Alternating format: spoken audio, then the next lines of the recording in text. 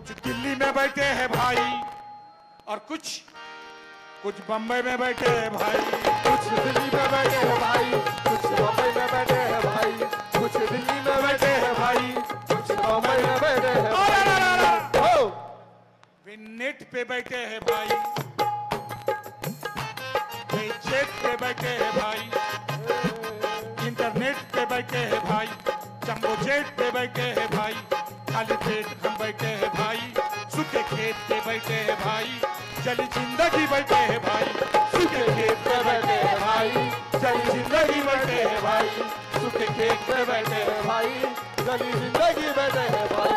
हे जे सगळे शेतकरी जे कोरड्या शेतावर आत्महत्या करतायत त्यांचे सगळे आम्ही भावबंद आहोत आणि म्हणून या सरकारला हे जे विद्यमान सरकार आता बसतंय त्याला घालवण्याचा विडा उचललेला आहे या संविधानाच्या संरक्षक लोकांनी। मी संविधानाचा सैनिक म्हणून तुम्हाला सगळ्यांना विनंती करतो की मी कुठल्या पक्षाचा नाही पण मी संविधानाच्या पक्षाचा आहे। सगळे संविधानाच्या बाजूने उभे राहा। जय भीम, जय भारत।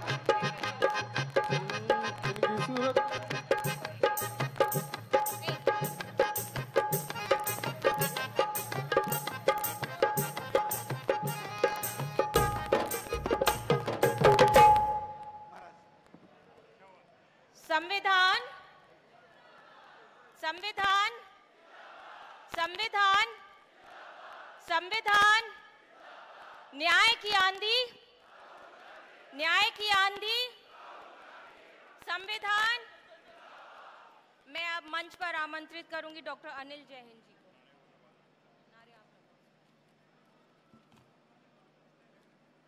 न्याय की आंधी, न्याय की आंधी, न्याय योद्धा कौन है? न्याय योद्धा कौन है? फुले शाहू अंबेडकर, फुले शाहू अंबेडकर, फुले शाहू अंबेडकर। आवाज नहीं सुनाई दे रही। आज हरियाणा में चुनाव है। फुले शाहू अंबेडकर संविधान के सम्मान में, संविधान के सम्मान में भारतीय संविधान। साथियों, जय संविधान, जय हिंद। हमारे बीच में हमारे दिलों की धड़कन न्याय योद्धा राहुल गांधी जी पधार चुके हैं और मैं सबसे पहले छत्रपति शाहू जी महाराज से अनुरोध करूंगा कि वो एक फूलों का बुके देकर के राहुल जी को स्वागत करें।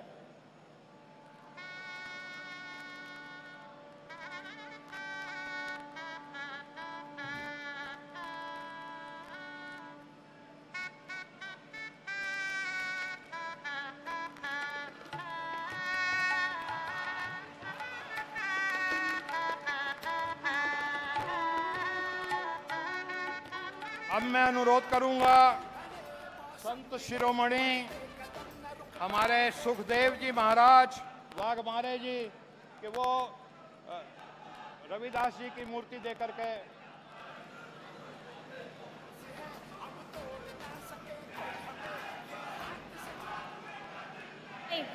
निर्वेक।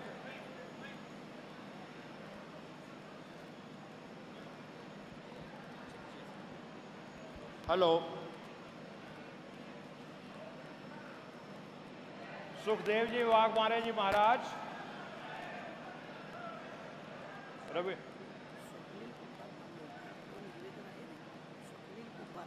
उनका नाम लेना है। हाँ हाँ,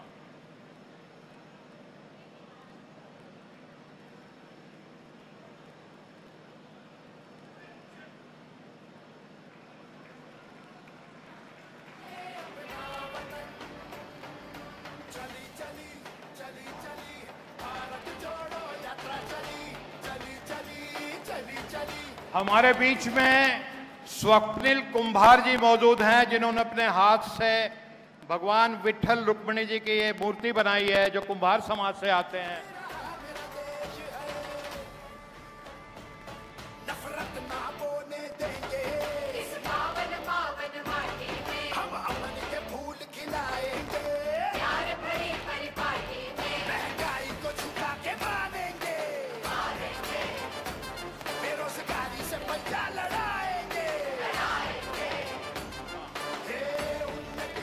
अब मैं अनुरोध करूंगा अपने साथियों से कि वो एक बुक्के से हमारे शाहू जी महाराज जी का स्वागत करें।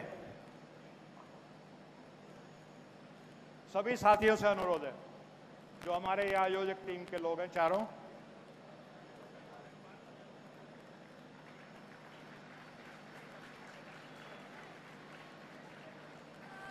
मैं अपने साथियों से अनुरोध करूंगा कि बुके से इसके बाद हमारे बीच में जो संत शिरोमणि सुखदेव जी भागवारे हैं इनका भी स्वागत किया जाए।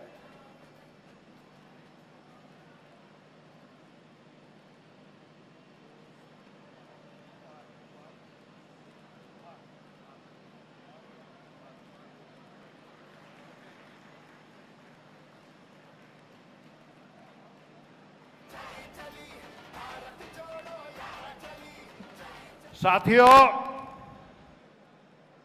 संविधान सम्मान सम्मेलन के जो कार्यकारिणी के सदस्य थे वो न्याय योद्धा राहुल गांधी जी से मिले।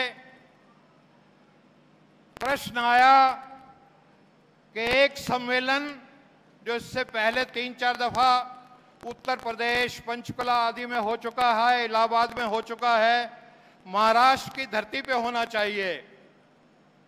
तो जैसे ही ये सामने आया सब्जेक्ट, हमारे राहुल गांधी जी ने कहा कि अगर महाराष्ट्र में करना है कार्यक्रम तो सबसे पहला कार्यक्रम कोल्हापुर में होना चाहिए, क्योंकि कोल्हापुर वो पवित्र पावन धरती है जिस पे छत्रपति राजऋषि शाहू जी महाराज ने सामाजिक क्रांति की शुरुआत की। सबसे पहले 1902 में अगर कहीं पूरी दुनिया में आरक्षण की शुरुआत हुई तो वो हमारे आदरणीय छत्रपति राजऋषि शाहू जी महाराज ने कोल्हापुर में की। हम बहुजनों को 50% आरक्षण दिया। सबसे पहले अगर इसी देश में अनिवार्य और निशुल्क प्राथमिक शिक्षा अगर किसी ने दी तो वह हमारे सामाजिक क्रांति के जनक, हमारे अग्रदूत छत्रपति शाहू जी महाराज ने की। हर जाति के लिए द्वार खोल दिए शिक्षा के, ताकि हर जाति के बच्चे, क्योंकि उस समय हर जातियों को पढ़ने नहीं दिया जाता था, न केवल स्कूल के द्वार खोले बल्कि उस समय के आधुनिक छात्रावास बनाए। और उससे भी बड़ी बात, छत्रपति राजऋषि शाहू जी महाराज बाबा साहब भीमराव अंबेडकर जी को कोल्हापुर में लेके आते हैं, बाणगांव में, और परिषद करते हैं और बहुजनों को कहते हैं कि आज से आपके ये नेता हैं। और इतना बाबा साहब भीमराव अंबेडकर जी की जो नेतृत्व की बुनियाद है वो भी शाहू जी ने रखी। तो आज अगर कोई किसी से भी पूछे देश के किसी भी कोने में कि आज छत्रपति शाहू जी महाराज के नक्शे कदम पे कौन चल रहा है, तो एक ही जवाब मिलता है, वो आप देंगे जी, राहुल गांधी। तो आज का दिन बड़ा शुभ दिन है और ये धरती बहुत पवित्र और पावन है। और इससे बड़ी बात क्या हो सकती है कि राहुल जी के स्वागत में 2 शब्द छत्रपति शाहू जी महाराज के वंशज हमारे शाहू जी महाराज 2 शब्द राहुल जी के स्वागत में अपने प्रस्तुत करेंगे।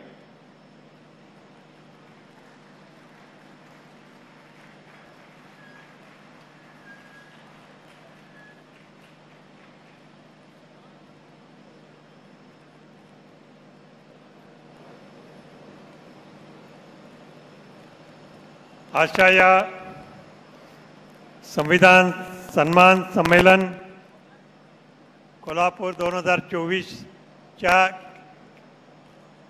कार्यक्रमासाठी मुद्दामून उपस्थित असलेले आपले संसदचे leader of the opposition Rahulji Gandhi, व्यासपीठावरील इतर सर्व मान्यवर मंडळी आणि आज या संविधान सन्मान संमेलनासाठी आलेले संपूर्ण महाराष्ट्रातनं आणि भारतातनं सगळे रिप्रेझेंटेटिव्ह्ज, बंधू आणि भगिनींनो, आपल्या महाराष्ट्राला, भारताला एक जुना इतिहास आहे. इतिहासामध्ये छत्रपती शिवाजी महाराजांच्या वेळेस आपल्याला त्यांनी राजकीय स्वराज्य मिळवून दिलेलं होतं. पण त्यानंतर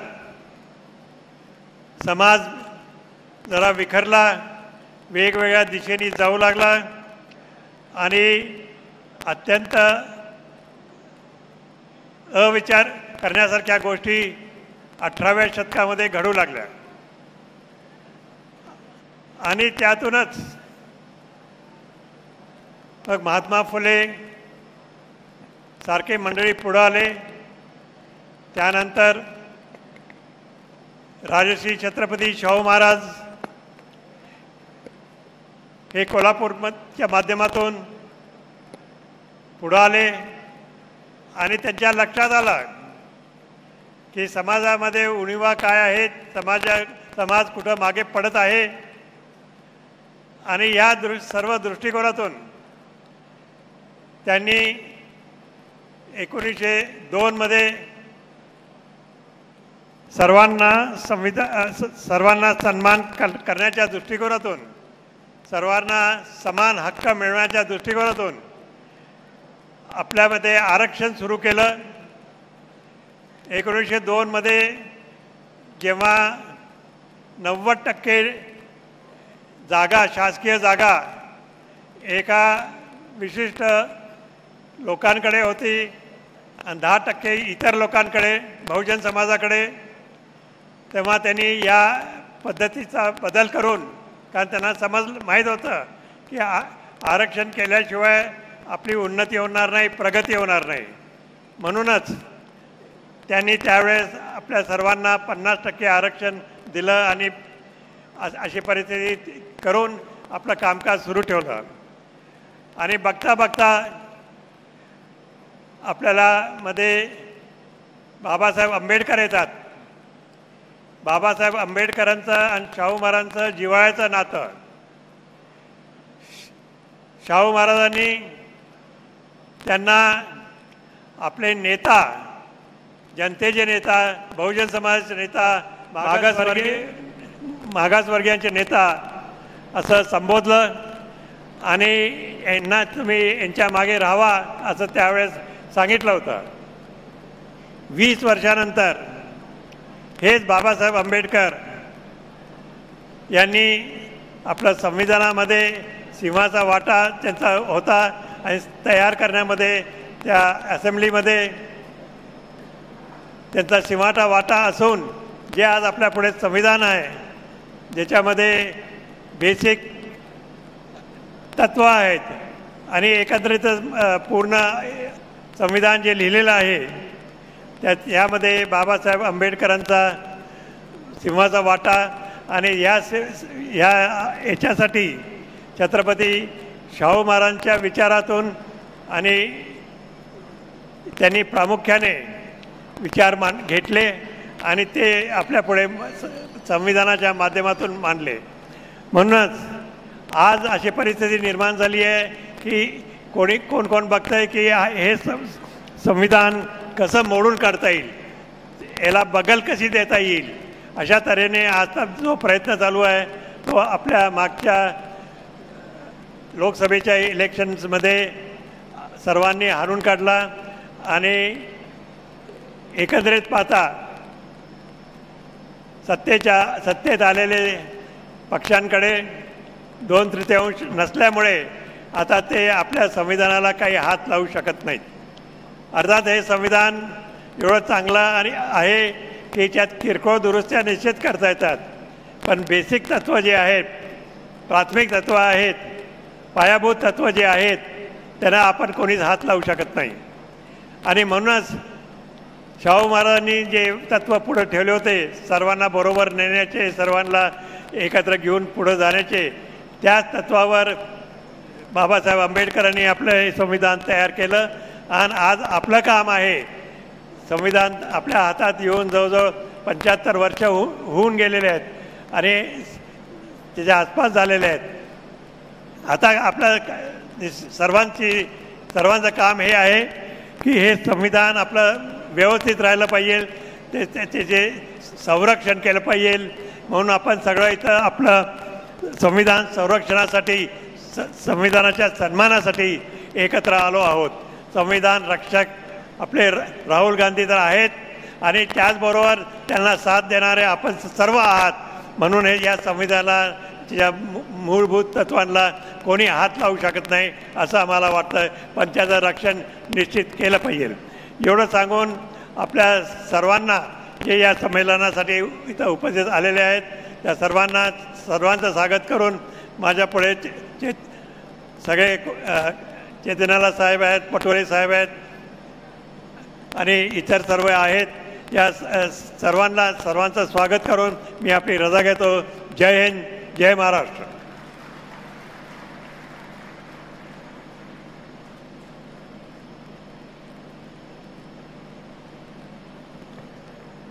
बहुत बहुत धन्यवाद शाहू जी महाराज. हमारे लिए कितना गर्व का विषय है कि आज जो सामाजिक क्रांति के प्रणेता हैं, जो सामाजिक न्याय के आंदोलन के इंजन हैं, जो बहुजनों के उम्मीद का सूरज बनकर के उभर रहे हैं, उनका स्वागत भाषण छत्रपति राजऋषि शाहू जी महाराज के वंशज ने किया. ये हमारे लिए, सबके लिए एक बहुत ही गर्व का विषय है. और अब मैं अनुरोध करूंगा ताई प्रतिभा शिंदे और सुभाषिनी यादव जी से कि जो इससे पहले हमारे जो परिचर्चाएं हुई हैं, पैनल डिस्कशन हुआ है, उसका बहुत ही संक्षिप्त में, क्योंकि राहुल जी के पास सीमित समय किन्हीं कारणों से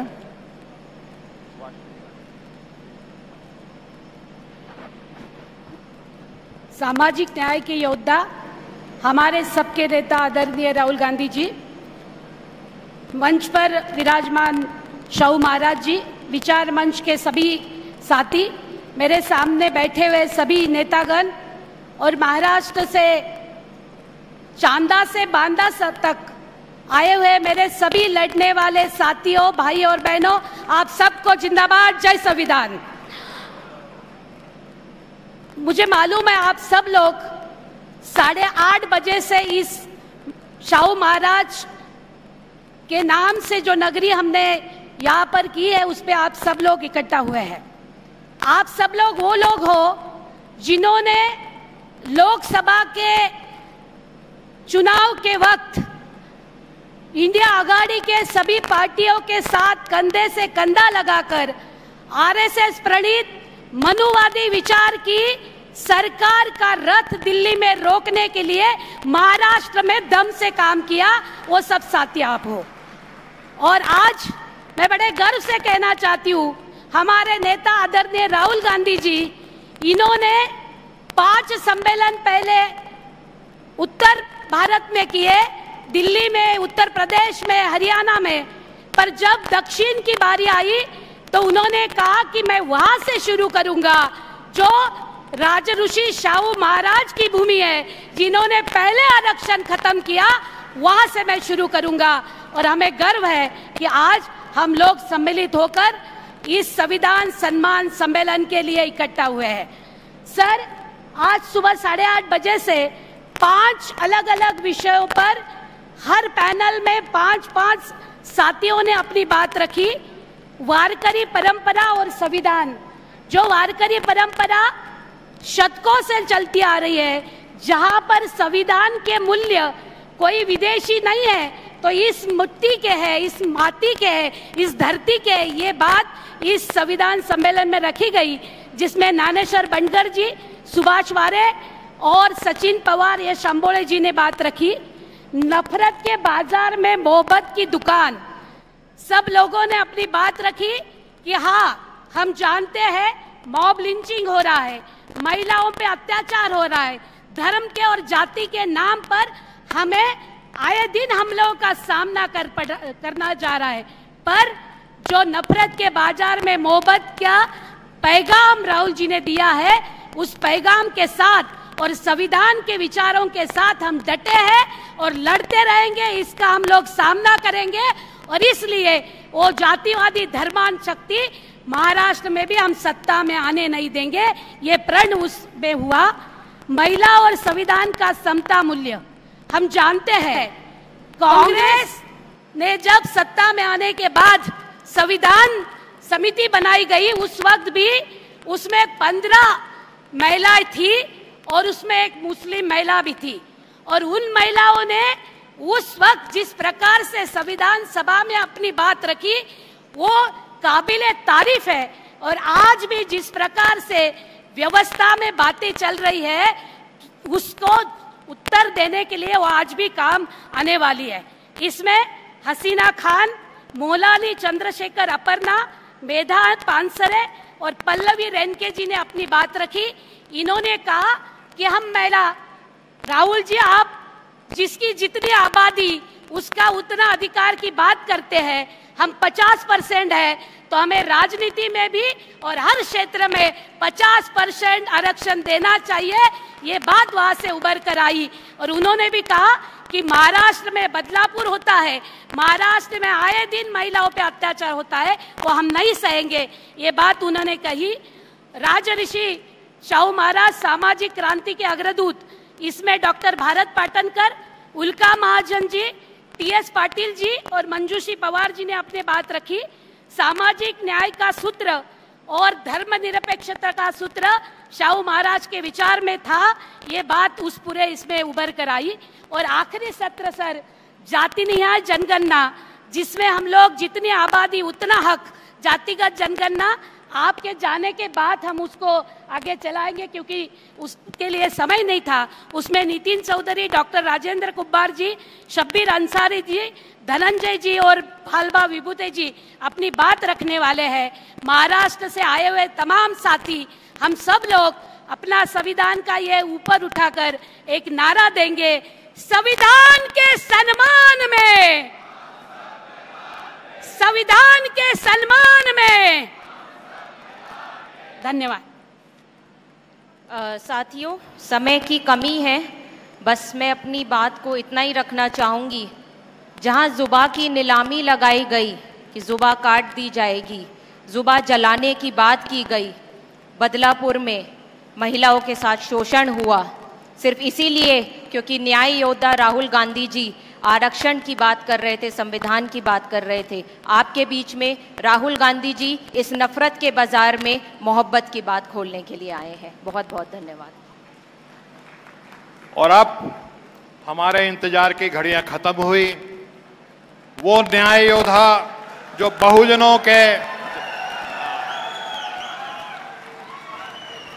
के दिल की धड़कन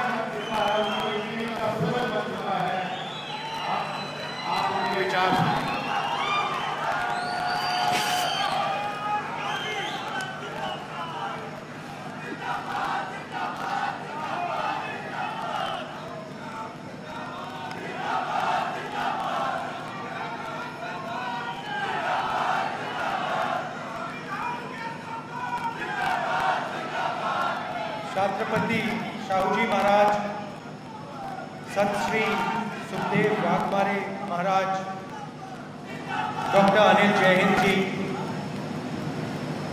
सुभाषिनी यादव जी, अशोक भारती जी, ब्रजेंद्र पाल गौतम जी, प्रतिभा शिंदे जी, टीएस पाटिल जी, शाबिर अंसारी जी, सुधीर अटवाले जी, हमारे जो सिविल सोसाइटी के रिप्रेजेंटेटिव्स हैं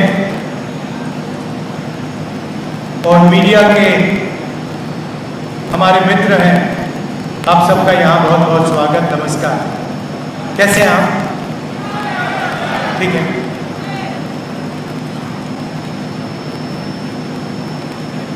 जब मैं इस भाषण के बारे में सोच रहा था तो मुझे मालूम था कि कॉन्स्टिट्यूशन की तो बात होगी क्योंकि लड़ाई कॉन्स्टिट्यूशन की है और कॉन्स्टिट्यूशन में बहुत बड़ा रोल अंबेडकर जी का था।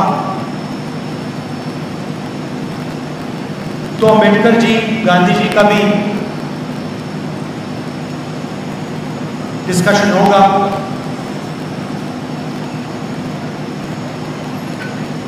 और फिर मुझे वो अंबेडकर जी के 3 शब्द याद आए, एजुकेट, एजिटेट, ऑर्गेनाइज। और मैं सोच रहा था कि अंबेडकर जी ने जब ये शब्द लिखे या बोले तो उसके पीछे सोच होगी।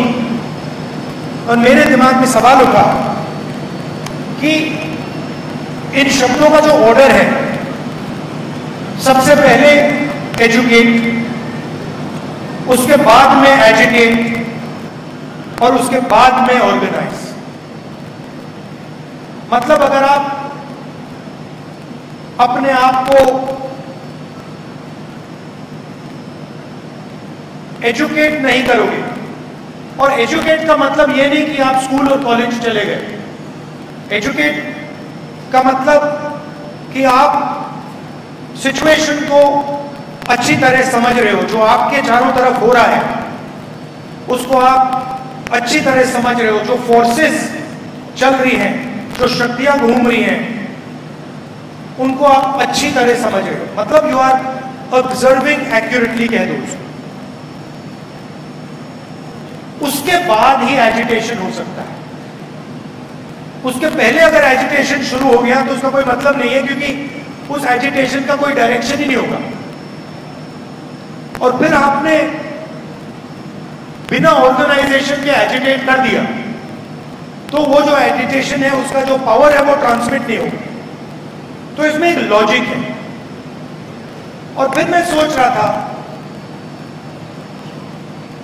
जिसको आजकल मैं 90% कहता हूं, उसमें आप दलित वर्ग जोड़ दीजिए,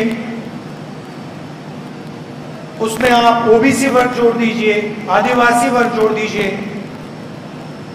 माइनॉरिटीज जोड़ दीजिए, और उसमें अगर आप और ऐड करना चाहते हैं उसमें आप 5% गरीब जनरल कास्ट भी जोड़ दीजिए। पूरा ऐड करेंगे तो 95%। और मैं सोच रहा था कि जब मैं छोटा था मैंने किंडरगार्टन से पोस्ट ग्रेजुएट किया। ठीक है, मैंने ग्रेजुएशन, पोस्ट ग्रेजुएशन हिंदुस्तान के बाहर किया, मगर स्कूल मेरा एजुकेशन पूरा हिंदुस्तान में था। और मैं सोच रहा था कि स्कूल एजुकेशन में मुझे अनटचेबिलिटी के बारे में, दलितों के बारे में कितनी किताबें पढ़ने को मिली, कितने चैप्टर्स थे। हिस्ट्री तो बहुत बड़ी है, आज 15% है, 3000 साल पुरानी हिस्ट्री है, मगर एजुकेशन सिस्टम में 3 लाइन, 5 लाइन, 20 लाइन, उसी तरीके से अगर आप ओबीसी कम्युनिटी को देखें जो अभी आए, जिन्होंने मुझे मूर्ति दी, जैसे ही मैंने उनका हाथ मिलाया, अभी का एक्सपीरियंस बता रहा हूं आपको। कहां है?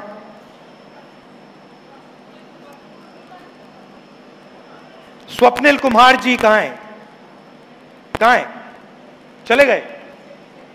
पीछे क्यों? उनको आगे लाइए ना। देखो यही है, पीछे कर दिया।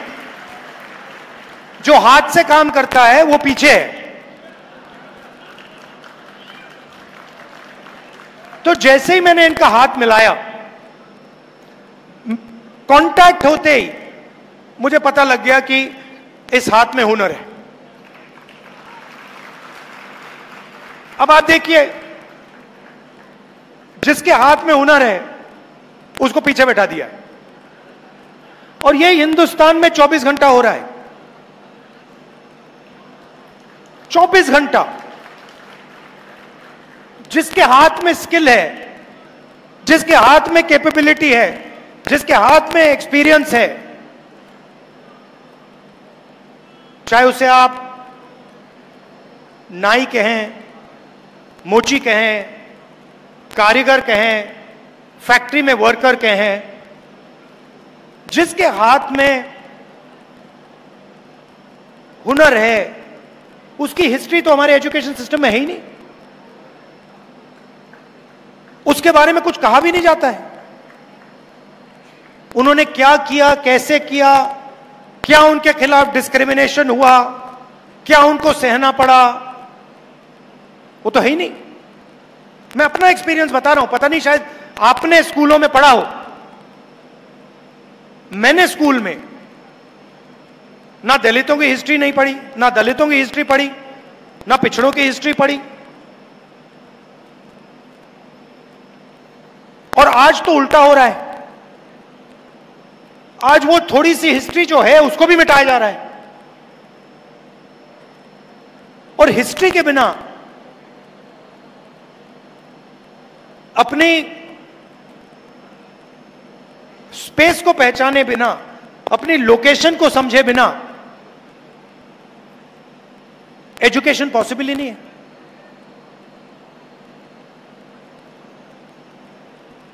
तो जब हम एजुकेशन की बात करते हैं तो फिर सवाल उठना चाहिए कि ठीक है भाई, एजुकेशन सिस्टम में किसका कंट्रोल है?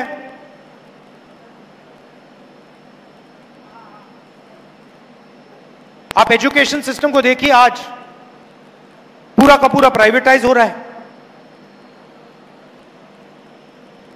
गरीब बच्चे को डॉक्टर बनना हो, लॉयर बनना हो, ठीक है, वो सपना देख सकता है। भारत जोड़ो यात्रा में हजारों बच्चों से, क्या हुआ? नहीं नहीं, नो नहीं, नो नहीं, नो नहीं। हजारों बच्चों से मिला, सब कहते हैं मैं इंजीनियर बनना चाहता हूं, मैं डॉक्टर बनना चाहता हूं, मैं आईएएस में जाना चाहता हूं। और जब मैं इनसे बात कर रहा था, मेरे माइंड में क्या था कि मेरा देश इनसे झूठ बोल रहा है। इंजीनियर कितने लोग बनेंगे? डॉक्टर कितने बनेंगे? 2%, 3%, 5%, 7%, 90% तो नहीं बन सकते। बट हर रोज हमारे बच्चों को कहा जाता है कि भैया इंजीनियर बनने का सपना देखो, डॉक्टर बनने का सपना देखो, लॉयर बनने का सपना देखो। और फिर उनके माता पिता से कहा जाता है ठीक है भैया, अब आप 10 लाख रुपए निकालो, 15 लाख रुपए निकालो, 20 लाख रुपए निकालो, 1 करोड़ रुपए निकालो, 2 करोड़ रुपए निकालो। दे ही नहीं पाते हैं। तो आपने इमेजिनेशन को दबा दिया, हिस्ट्री को दबा दिया, और एजुकेशन का जो सिस्टम है उसमें आप एंट्री नहीं देते हैं। और फिर लोग कहते हैं कि भैया सुपर पावर बनेगा। कहां से सुपर पावर बनेगा? 90% तो गेम ही नहीं खेल रहा है, 90% बाहर बैठा हुआ है, 5% लोग चला रहे हैं। अदानी जी जो भी बिजनेस खोलना चाहते हैं खोल सकते हैं। अंबानी जी हर बिजनेस में जा सकते हैं, मगर अगर ये कुम्हार जी जो मूर्ति बनाते हैं, अगर इन्होंने सपना देखना शुरू कर दिया कि भाई मैं दूसरे तरीके से मूर्ति बनाना चाहता हूं, मुझे थोड़ी फंडिंग की जरूरत है, 15 मिनट में पता लग जाएगा रास्ता बंद है।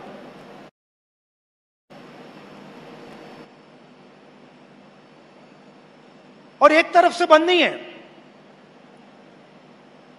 मैंने पार्लियामेंट में बोला था, मैंने चक्रव्यूह की बात की थी और बड़ी इंटरेस्टिंग बात निकली। चक्रव्यूह का दूसरा नाम पद्मव्यूह है,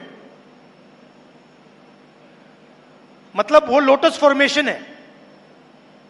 अभिमन्यु को लोटस फॉर्मेशन ने मारा था।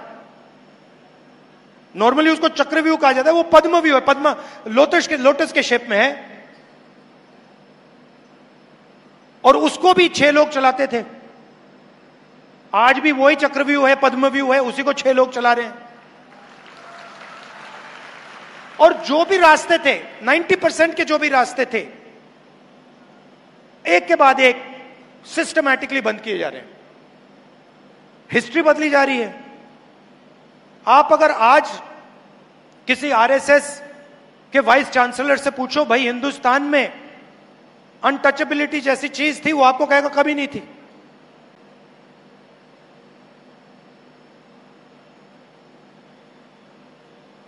रोहित वेमुला कुछ भी कह ले, उसके खिलाफ डिस्क्रिमिनेशन हुई नहीं। तो एजुकेशन का रास्ता बंद, इंडस्ट्री का रास्ता बंद। इंडस्ट्री में देख लीजिए, 250 सबसे बड़े बिजनेसमैन निकाल लीजिए, लिस्ट निकाल लीजिए, और मुझे बताइए उस लिस्ट में दलित कौन है, आदिवासी कौन है, पिछड़ा कौन है? एक भी नहीं। मैंने चेक किया, एक नहीं है उसमें। मैनेजमेंट टीम की लिस्ट निकालिए, अदानी, अंबानी, इन सब कंपनीज की मैनेजमेंट लिस्ट निकालिए। सीईओ को छोड़ दीजिए, ओनरशिप छोड़ दीजिए, मैनेजर्स निकालिए और मुझे दिखाइए सीनियर मैनेजमेंट में जिनकी मतलब 1 करोड़, 2 करोड़, 50 लाख, 15 लाख वाली सैलरीज होती हैं, उसमें मुझे नाम दिखा दीजिए। एक नाम दलित का दिखा दीजिए, एक आदिवासी का दिखा दीजिए, एक पिछड़े वर्ग के व्यक्ति का दिखा दीजिए। नहीं मिलेगा। मीडिया की बात की मैंने, इनसे पूछिए, इनके मालिकों की लिस्ट निकालिए, 90% में से इनको एक नहीं, आपको एक नहीं मिलेगा। और फिर 24 घंटा मीडिया में ग्रोथ की बात होती है, प्रोग्रेस की बात होती है, सुपर पावर बनने की बात होती है, और 90% है ही नहीं कहीं। हाईकोर्ट देख लीजिए, जुडिशरी देख लीजिए, इंडस्ट्री देख लीजिए, इंटेलिजेंस एजेंसीज देख लीजिए। अच्छा, मैंने लिस्ट निकाली आरएसएस के जो नॉमिनेटेड लोग हैं, हजारों लोग हैं उसमें, जो हिंदुस्तान का इंस्टीट्यूशनल इंफ्रास्ट्रक्चर में वो डालते हैं, संस्थाओं में डालते हैं, उसमें आपको एक दलित नहीं मिलेगा, एक आदिवासी नहीं मिलेगा, एक पिछड़ा ही मिलेगा। तो 90% के लिए सारे के सारे दरवाजे एक के बाद एक बंद हो रहे हैं। अग्निवीर क्या है? लोग कहते हैं अग्निवीर जवानों के लिए स्कीम है। अग्निवीर हिंदुस्तान के 90% लोगों के हाथ से पेंशन छीनने का स्कीम है। पहले अगर एक युवा आर्मी में जाता था, जवान बनता था, तो देश उसे कहता था कि देखिए, आपने देश को अपनी जिंदगी दी है, हम आपको प्रोटेक्शन देंगे, हम आपको पेंशन देंगे, कैंटीन देंगे, और अगर आपको कुछ हुआ, अगर आप शहीद हुए, तो हम आपको कॉम्पेंसेशन और शहीद का दर्जा देंगे। ये कमिटमेंट था हिंदुस्तान की सरकार का, और उसमें ज्यादा से ज्यादा 90% लोग हैं।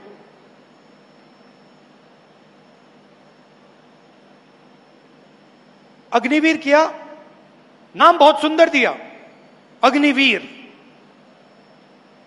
मगर अग्निवीर की सच्चाई क्या है? आपने हिंदुस्तान के जवान से पेंशन छीन ली, शहीद का दर्जा छीन लिया, कॉम्पेंसेशन छीन ली, कैंटीन छीन ली और रिस्पेक्ट छीन ली, और आप सोचते हो कि उसको पता नहीं लगेगा। आप सोचते हो कि उसमें इतनी भी अकल नहीं है कि वो ये बात को समझ जाए। आप जाइए रिक्रूटमेंट सेंटर में, जाइए, सब खाली पड़े हुए हैं, कोई जाना नहीं चाहता। क्यों जाए? दो तरीके के आपने जवान बना दिए हैं। एक को आप पेंशन दे रहे हो, शहीद का दर्जा दे रहे हो, रिस्पेक्ट दे रहे हो, और उसी के साथ दूसरा जवान खड़ा है, उसका आपने नाम बदल दिया, उसको आपने अग्निवीर कह दिया, उसकी आपने पेंशन छीन ली, उसकी रिस्पेक्ट छीन ली, उसकी कैंटीन छीन ली, शहीद का दर्जा छीन लिया, कॉम्पेंसेशन छीन लिया, और आप हिंदुस्तान को कह रहे हो देखो भैया हम बड़े देशभक्त हैं। मगर यह बात समझ आती है लोगों को। पहले पब्लिक सेक्टर हुआ करता था, पूरा का पूरा प्राइवेटाइज कर दिया। पहले उसमें रिजर्वेशन थी, अब पब्लिक सेक्टर गायब। एक के बाद एक प्राइवेटाइज हो रहा है। सक्सेसफुल पब्लिक सेक्टर यूनिट जो चल रहा है, प्राइवेट सेक्टर से कंपीट कर रहा है, पैसे बना रहा है, लोगों को रोजगार दे रहा है, वो प्राइवेटाइज हो रहे हैं। उसको प्राइवेटाइजेशन नहीं कहना चाहिए, उसको डी रिजर्वेशन कहना चाहिए कि आपने उसको वहां से रिजर्वेशन हटा दिया, डी रिजर्व कर दिया और आपने रिजर्वेशन हटा दी। तो अब सवाल उठता है कि सालों से आरएसएस और बीजेपी ये काम कर रहे हैं और फाउंडेशन यही है, कॉन्स्टिट्यूशन है। तो लड़ाई इसकी है, स्ट्रैटेजी ये है, मगर आगे क्या करना है? अगर हम कहें कि भैया कॉन्स्टिट्यूशन की रक्षा करनी है, तो फिर अगला पूछेगा भाई हां ठीक है, मगर कैसे? एक्शन क्या है कॉन्स्टिट्यूशन को बचाने की? तो दो तीन सिंपल से एक्शंस मुझे दिखाई दे रहे हैं। सबसे पहला एक्शन कॉन्स्टिट्यूशन को बचाने का, रिजर्वेशन की जो दीवार है 50% वाली, इसको तोड़कर हटाने का। क्योंकि आबादी 90% है, और जब मैं हिंदुस्तान की सरकार को देखता हूं जो हिंदुस्तान के पूरे बजट को चलाता है, 90 आईएएस ऑफिसर्स इसको चलाते हैं। हिंदुस्तान के बजट का सारा पैसा, 100% पैसा ये 90 लोग डिसाइड करते हैं। 90 में से 3 ओबीसी हैं। आपकी आबादी 50% कम से कम, 90 में से 3 आपके। दलितों की आबादी 15%, उनके भी 3। आदिवासियों की आबादी 8%, उनका 1। मगर उससे बात समझ नहीं आती, 90 और 3 में से बात समझ नहीं आती। बात फाइनेंस की जब बात होती है तब समझ आती है। आपकी आबादी 50%, पिछड़ा वर्ग, ओबीसी, और हिंदुस्तान के बजट में अगर हिंदुस्तान 100 रुपए खर्च करता है तो 5 रुपए का डिसीजन ओबीसी अफसर लेते हैं। आबादी 50% और फाइनेंशियल डिसीजन 5%। दलित 15% आबादी, 100 रुपए में से 1 रुपए का निर्णय वो लेते हैं, और आदिवासी 8%, 100 रुपए में से 10 पैसे का निर्णय वो लेते हैं। तो अगर आप 90% का पूरा फाइनेंशियल डिसीजन मेकिंग पावर जोड़ दो तो 100 रुपए में से 6 रुपए 10 पैसे का निर्णय 90% हिंदुस्तान लेता है।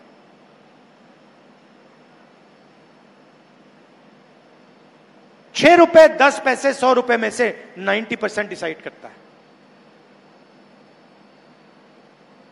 तो दो चीजें तो बिल्कुल साफ है और मैंने पार्लियामेंट में कह दी है, और वो शुरुआत है।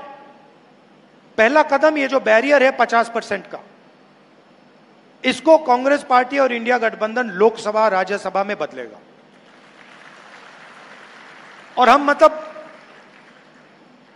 ऐसे वायदे नहीं करते हैं, आप जानते हो, जब हम कुछ कहते हैं हम करके दिखाते हैं। ये हमारा रेप्यूटेशन है। हमने कहा कन्याकुमारी से शुरू होगी, कश्मीर में बंद होगा, खत्म होगी। कन्याकुमारी से कश्मीर गए। तो पहला स्टेप, ये जो फॉल्स सीलिंग, आर्टिफिशियल सीलिंग लगा रखी है, इसको हटाना है। और दूसरा स्टेप, जिसको मैं क्रांतिकारी स्टेप कहता हूं, जाति जनगणना, कि यह पता लगाना है कि इस देश में पिछड़े वर्ग के लोग कितने हैं। आज कोई नहीं जानता। मैं कह रहा हूं 50% है, मगर लीगली कोई नहीं जानता। अगर आप मेरे पास आए और आपने कहा नहीं 10% है, तो लीगली आप भी सही हो, मैं भी सही हूं। जाति जनगणना के बाद आप मुझे कह नहीं पाओगे कि भैया आप 10% हो। मैं कहूंगा नहीं भैया 10 नहीं है, 50 है।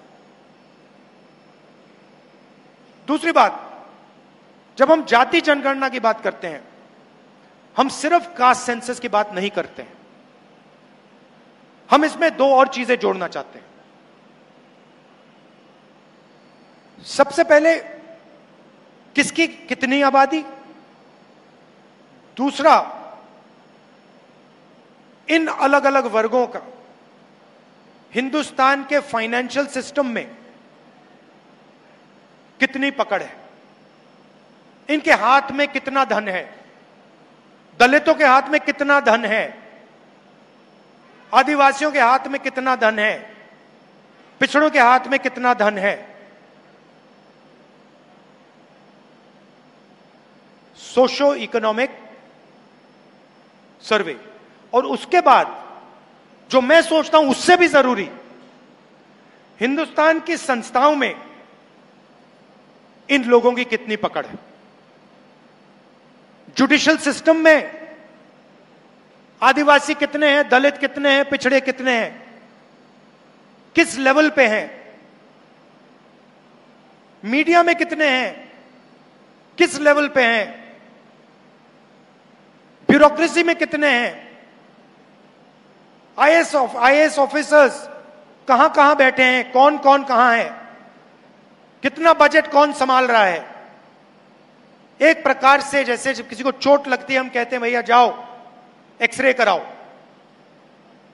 अगर आपको चोट लगे और डॉक्टर ने कहा कि भैया एक्सरे कराओ, आप कभी मना करोगे? नहीं करोगे ना, कहोगे चोट लगी है, एक्सरे करानी है। तो जाति जनगणना एक्सरे है हिंदुस्तान का। हम उसके बारे में अभी कुछ कह नहीं रहे।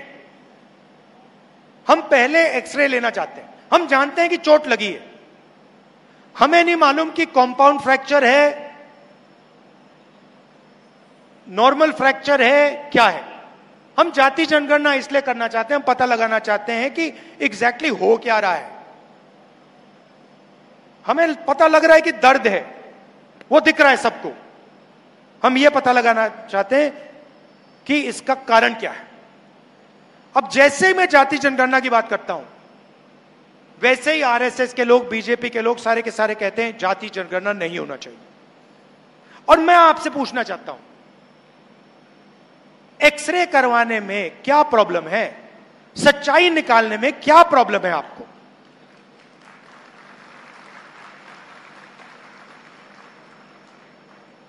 ये जाति जनगणना नहीं कराना चाहते हैं क्योंकि ये सच्चाई से डरते हैं।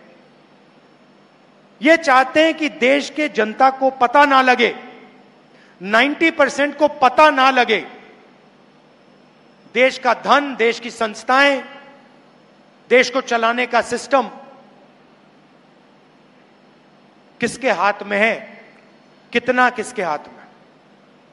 और यह भी मैंने कहा दिया है, खारगे जी ने कहा है, मैंने कहा है, कांग्रेस पार्टी की पूरी लीडरशिप ने वर्किंग कमेटी में कहा है कि 50% रिजर्वेशन की जो दीवार है उसको तोड़ेंगे और जाति जनगणना को लोकसभा में, राज्यसभा में पास करके दिखाएंगे।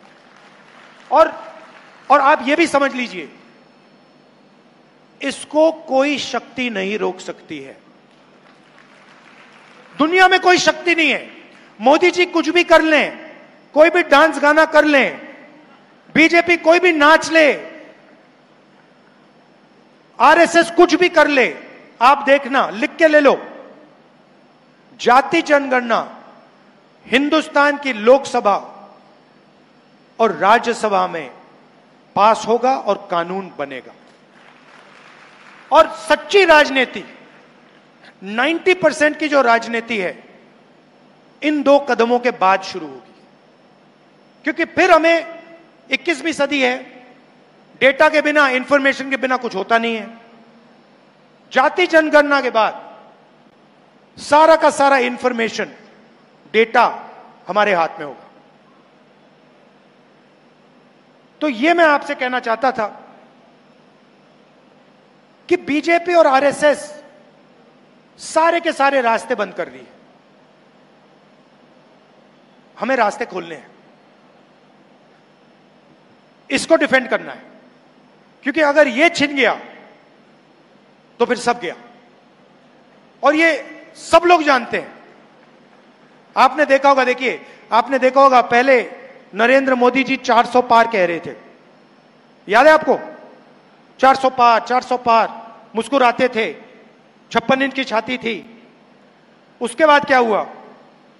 उसके बाद हिंदुस्तान की जनता ने बिना उन्हें एक शब्द बोले उन्हें कह दिया, इसको आपने छुआ, फिर देखो क्या होता है। और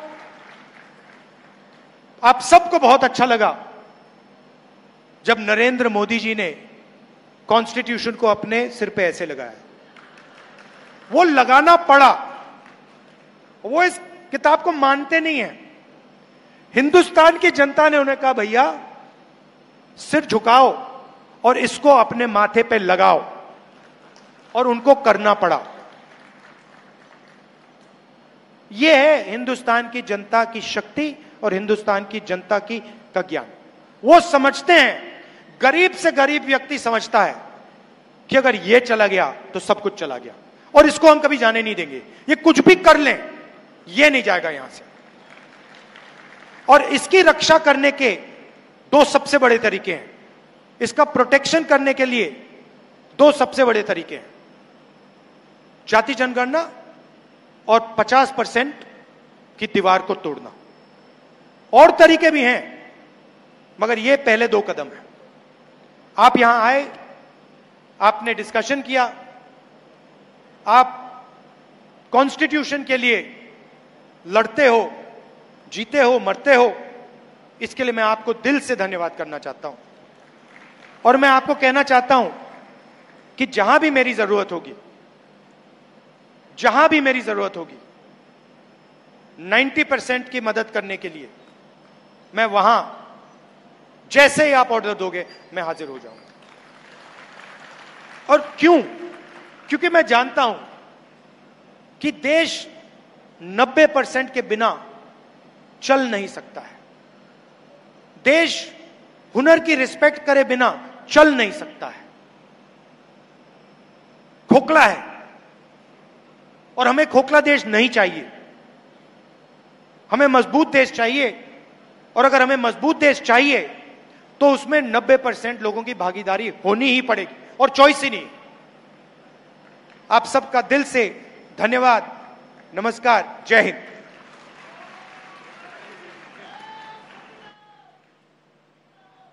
साथियों, आज हम सब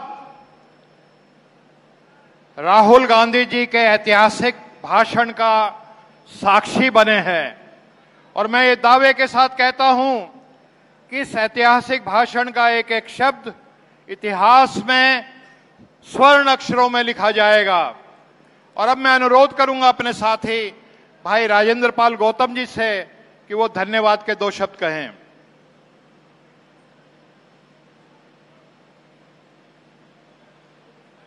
इसके बाद हमारा राष्ट्रगान होगा। सभी अपने स्थान पर रहें, राष्ट्रगान का सम्मान करें।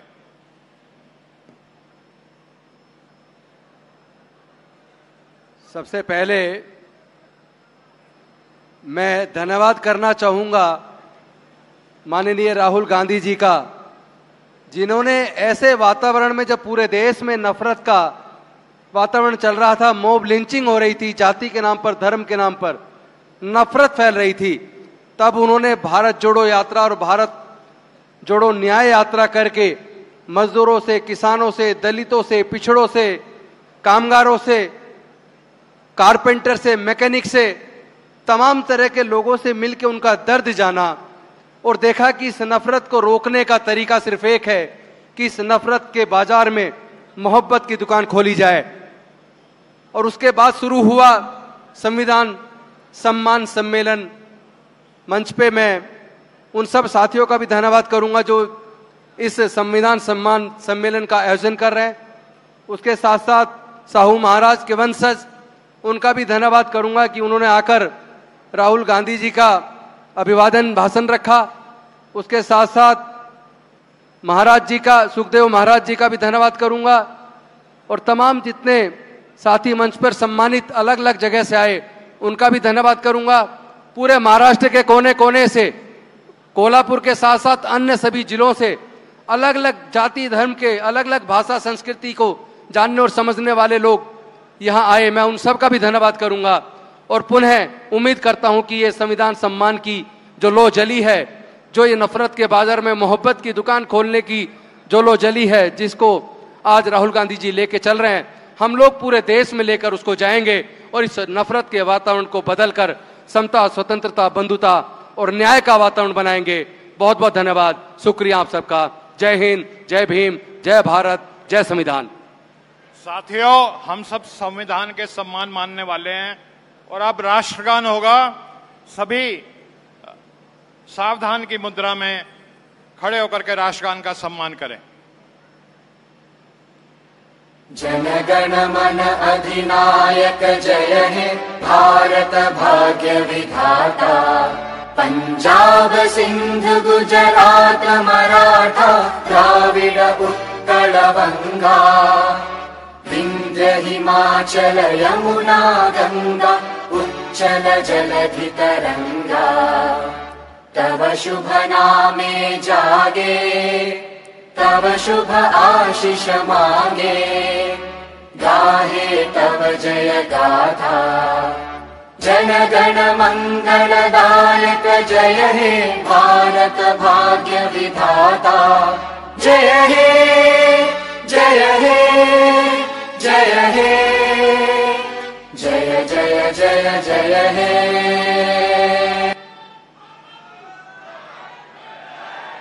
धन्यवाद। जय हिंद।